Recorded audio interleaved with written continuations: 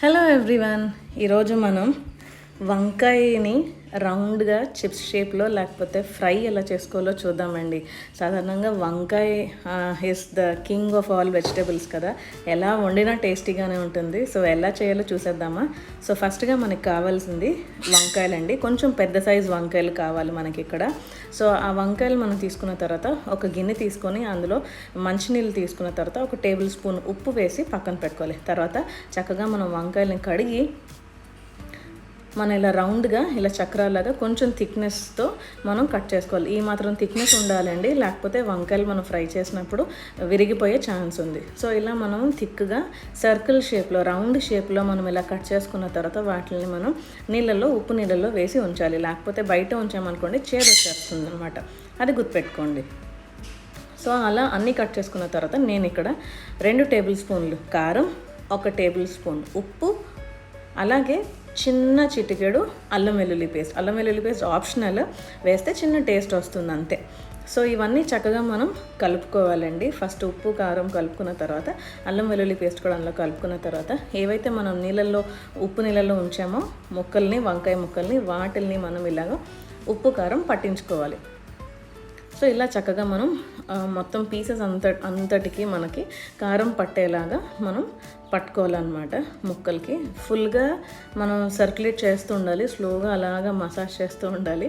మీరు కాల్స్తే మీరు 2 హ్యాండ్స్ కూడా వాడి చక్కగా మనం మొత్తం అంతా కోట్ అవ్వాలన్నమాట. చూడండి, ఇలాగా మొత్తం అంతా కోట్ అవ్వాలి ఉప్పు కారంతో.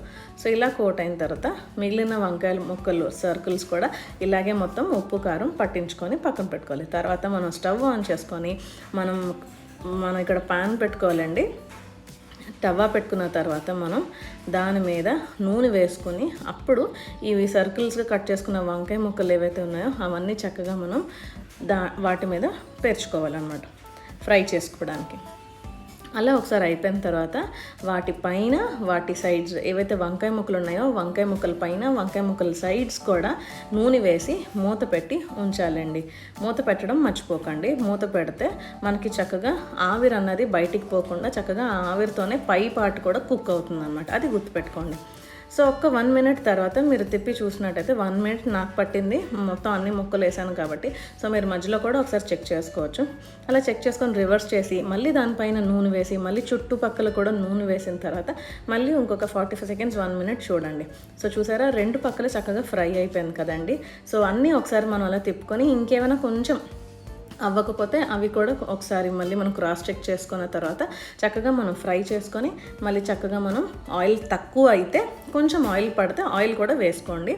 ఆయిల్ వేసుకున్న తర్వాత మళ్ళీ ఒక్క 30 సెకండ్స్ మూత పెట్టి మీరు సిమ్లోనే వీటిని కుక్ చేస్తే హాట్ వంకాయ మనకి సర్కిల్స్ లేకపోతే చిప్స్ అయితే మనకి రెడీ అయిపోతాయి. దీనికి అసలు డీప్ ఫ్రై చేయనక్కర్నే లేదండి.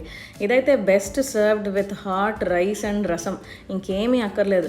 వేడి అన్నంలో వేడి చారు వేసుకొని చక్కగా ఈ వంకాయ చిప్స్ని మనం తినేటట్టయితే అదిరిపోయే టేస్ట్ అండి. ఏమీ పెద్ద అక్కర్లేరు కదా, ఇంట్లో జస్ట్ వంకాయలు ఉంటే చాలు, మీ దగ్గర ఒక 5 నిమిషాలు టైం ఉంటే చాలు. ఎంజాయ్ చేయండి. బాయ్.